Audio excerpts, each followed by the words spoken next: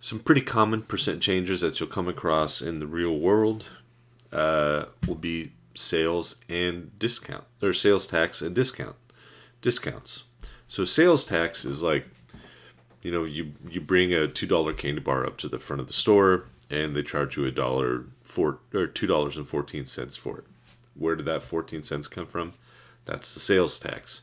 That's how a lot of local and state governments actually develop revenue, so they have some sort of budget. So, like, if you're familiar with Ukiah, though you might not be outside as much nowadays, the all the stuff we're building inside, down in the main part of town, on State Street in Perkins, all the money to pay for all that came from people buying things in town. That little bit of sales tax, uh, they increase the sales tax a little bit, it generates a little bit of extra revenue, allows them to redo the whole part of the town to make it look nicer, which hopefully in the future will bring in more sales. So the idea is that they charge us a little bit extra, they pay for this thing, and then more purchasing happens, which helps the small business and the local government as well, because they get more tax from the sales. So hopefully it's a win-win. That's always the goal of those kinds of things. Discounts, of course, are things that we normally think of sales. You know, the shirt is 20% off. It's buy three for $10 when normally the price is $5 each. So the idea is there's some percentage that you're saving in those kinds of discounts. So the main thing is knowing that the sales tax is an increase and the discount is a decrease. And once you know those two things, the problem doesn't become any different from what we did before, except it may be slightly more complex because we're talking about money now. So you have some decimals inside of it, percentages for sales and discount. Well, discounts are usually nice round numbers. The sales tax is usually an odd number. I think in Ukiah it's 7.25%. So basically, it's like the example 7.25%. But that changes from location to location. All right, sales tax. Marta is purchasing wire and beads to make jewelry. Her merchandise costs $28.62 before tax. So that to me,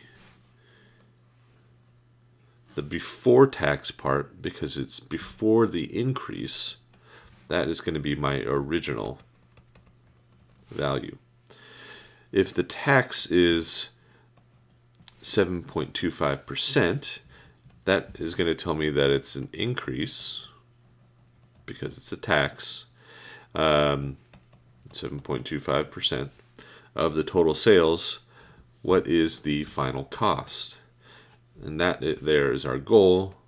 We don't know what it is yet, so we'll make it a variable. All right, and that is the final number, right? Excuse me. So we have final minus original over original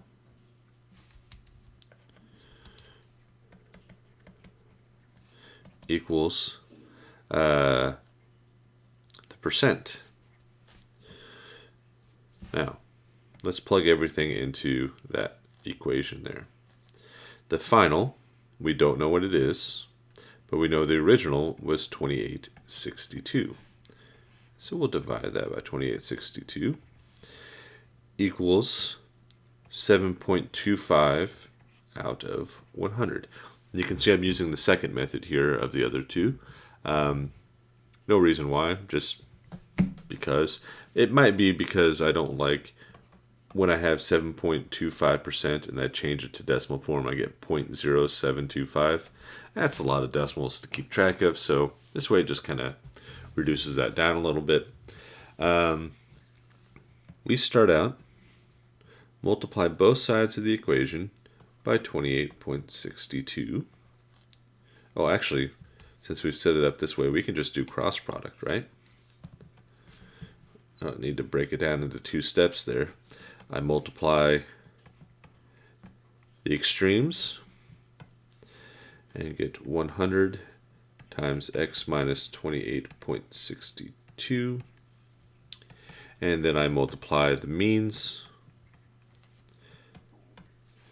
28.62 times 7.25.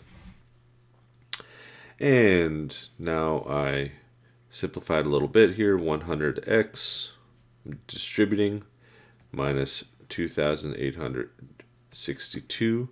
How did I do that part so quick in my head? Well, I'm multiplying by two zeros, so I move the decimal place to the right too.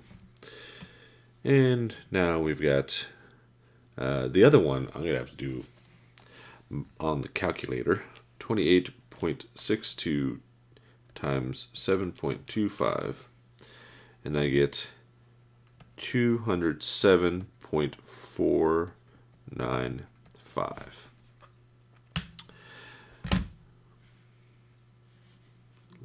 Move down a little bit here. Maybe give myself some more space. All right. Add the 2,862 to both sides. And you notice how I lined it up there with the decimals. Plus 2,862. And I get 100x. 100x equals 3,069,495. You can see there's going to be a lot of extra decimal places in here, so rounding is going to be important. We'll talk about how to choose the rounding point in a second. But up next, dividing by 100, divide by 100. And if multiplying by 100, move the decimal 2 spaces to the right. Dividing by 100 moves it 2 to the left. So I'm going to plug in my calculator and make sure, but my x value should be 30.69495. Divide by 100 to confirm it. Yep. So that is my final cost. One thing I want to talk about here is this whole value, since it's a final cost, should be in dollars, right? Now, unless you're a gas station, as far as you care about in dollars is to the nearest cent, which is 2 decimal places. So I look one to the right. Is it 5 or greater? It is not, so it stays the same. If it had been 5 or greater, we would have increased it by 1 and changed it to 70 cents instead of 69 cents. So the cost or the total sales is $30.69.